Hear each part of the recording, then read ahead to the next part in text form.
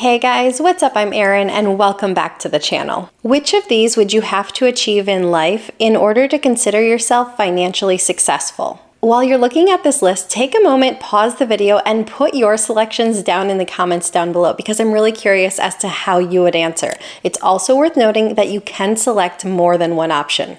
Personally, for me, my first choice would be to never have to worry about money because for me, that means all of your bases are covered. And I feel like life has a way of throwing us enough worries and concerns and stressors that are beyond the scope of money. So I feel like if we could just take that one item off the plate, that would make life a little bit easier. That would just mean that all of your bases are covered, at least financially speaking. Also, the other one I would add is to have enough money to quit working. Now, I wouldn't quit working. I like what I do. I would definitely continue, but I think having enough money to have the ability to quit working says that you've made it financially. When work is no longer mandatory and it's optional, you get to do it because it's fulfilling and it brings you joy.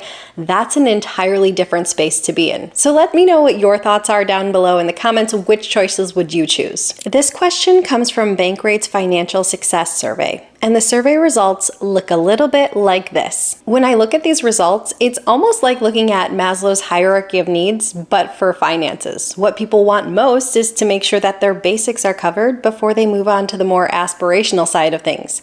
Looking at the most popular options, being able to live comfortably, being able to be prepared for financial emergency, and never having to worry about money, it feels like these three could neatly fit into one category. No one ever wants to be in the situation where they're worried about their finances, but plenty of people are. Everyone wants to feel like they can live a comfortable life. They don't want to feel like money is their limiting factor in every decision that they make. And feeling like you can prepare financially for the future brings a level of stability with your finances and within your life. Then once you cover your basics, those first essential ones, just like in the hierarchy of needs, we can move on into some of our wants. You would like to live a debt-free lifestyle. You would like to own your own home, and perhaps you would like to have the ability to quit working. Again, these are not the bare bones essentials. They're more of the wants. They're more of it would feel good to have. Being able to have enough money to quit working, yeah, that's gonna feel really nice. Again, whether or not you're the person who would actually quit working once you have this amount of money, that's an entirely different question. But being able to have enough money that you're no longer reliant on a paycheck, that's financial freedom, and that's a goal worth striving for. Then as we progress on up this financial hierarchy, so to speak, just like with Maslow's hierarchy of needs, we get into the more aspirational ones. It's more about having a certain number in the bank or being able to be an entrepreneur or have your own business. These ones are where you can look at what you've done and say, that's how I know I've made it. That one would feel amazing to achieve. However, as it has gotten harder to afford basic necessities such as housing and food, that has made people especially likely to say, forget being truly rich. I just want to be comfortable, said Ted Rossman, Bankrate Senior Credit Card Analyst. It seems like we've had a pretty couple wild years with a pandemic, a roller coaster of a stock market, inflationary pressures, and elevated interest rates.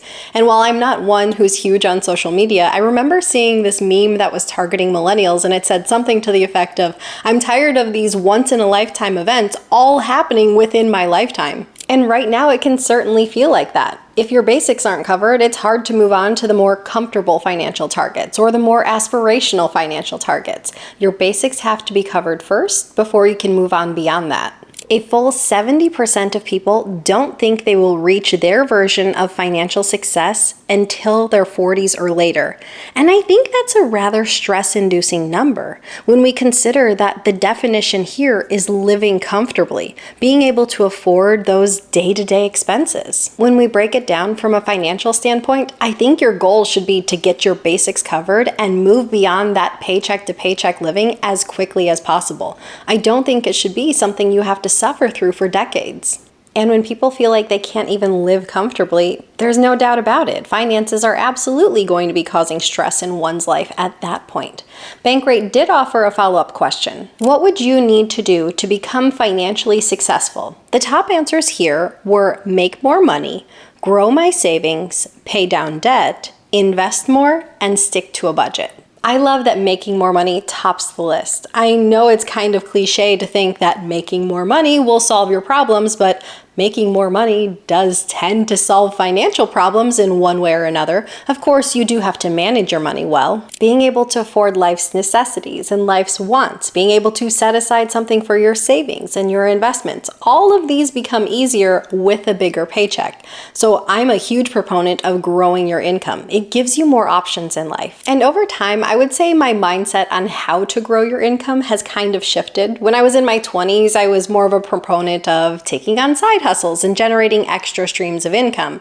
And I think that can still be great, but as I've gotten older, I think it's better to focus on your primary job and growing your income there so you don't end up working 60, 70, or 80 hours a week. I think when you get older, your priorities shift a little bit and it becomes more important to have time with family and friends. So I think ditch the side hustles as you get older and focus more on your day job and growing your income there so you can have a better balance in your life. So my overall 2 cents would be that having a side hustle can be great for a temporary period of time, for a season, but I think it is far more effective and impactful overall to focus on your primary income from your primary job and growing that, and that will make you an overall more balanced person. But just as importantly as growing your income is the fact that you have to be able to manage your money. So if I were to look at this list again, yes, I love that making money is at the very top, but I would move stick to a budget right up there with it.